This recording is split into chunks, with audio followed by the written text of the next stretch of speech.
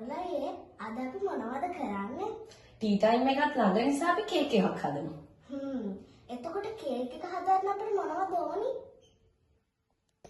අපි මේකට butter gram 250ක්, බිත්තර 4ක්, අපි මේ බිත්තර 4ට වැනිලා ටීස්පූන් එකක් එකතු කරලා අපි හොඳට විස්ක් කරගත්තා.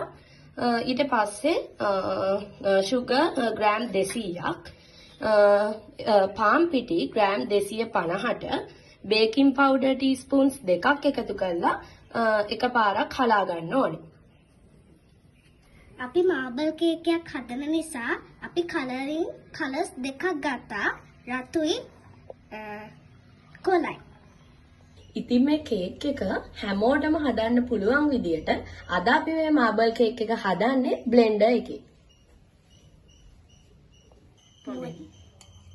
මුලින්ම අපි බටරුයි සීනි බ්ලෙන්ඩර් එකට දාගන්නවා.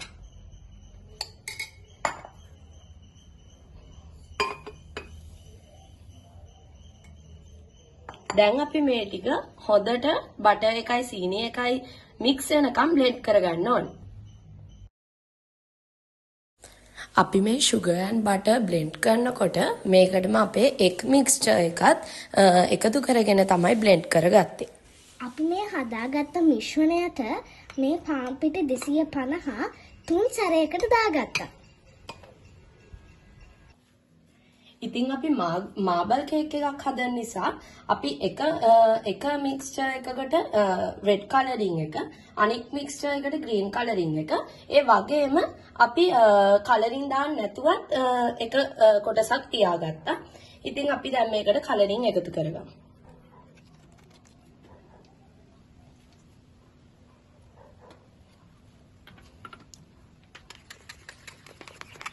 ඉතින් කලරින් ටික එකතු කරලා අපි මේක හොඳට මික්ස් කරගන්නවා.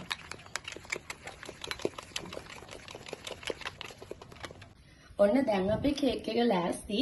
ඉතින් අපි කලර්ස් තුනෙන්ම තනින් තමයි එකතු කරගත්තේ. ඊට පස්සේ අපි මෙන්න මේ වගේ ස්පූන් එකක් යූස් කරලා මෙන්න මේ වගේ ස්වර්ල් පැටර්න් එකක් ඇඳගත්තා. ඉතින් මේක බේක් වුණාට පස්සේ මේ විදියටම ලස්සනට තියෙනවා. ඉතින් ඔයාලටත් මේ වගේ මොකක් හරි ලස්සන ඩිසයින් එකක් දාන්න පුළුවන්.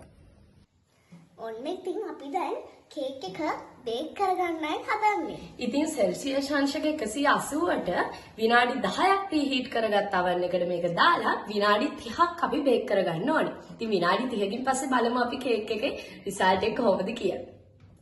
ඉතින් දැන් කේක් එක බේක් වෙන ගමන් තමයි තියෙන්නේ. ඉතින් කේක් එකේ টොප් එක golden brown වීගෙන එනකොටම අපි oven එක off කරලා කේක් එක oven එකෙන් එළියට ගන්න ඕනේ. ඉතින් අපේ කේක් එක අපි හිතුවටත් වඩා මාරම ලස්සනට ආවා. ඉතින් අපි දැන් කේක් එක කපලා බලමු.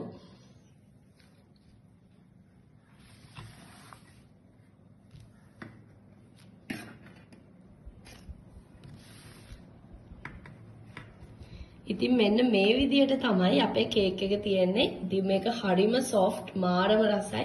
ඉතින් ඔයාලත් ගෙදරම මේක හදලා බලන්න. ඉතින් ඇත්තටම මේ කේක් එක මාරම රසයි.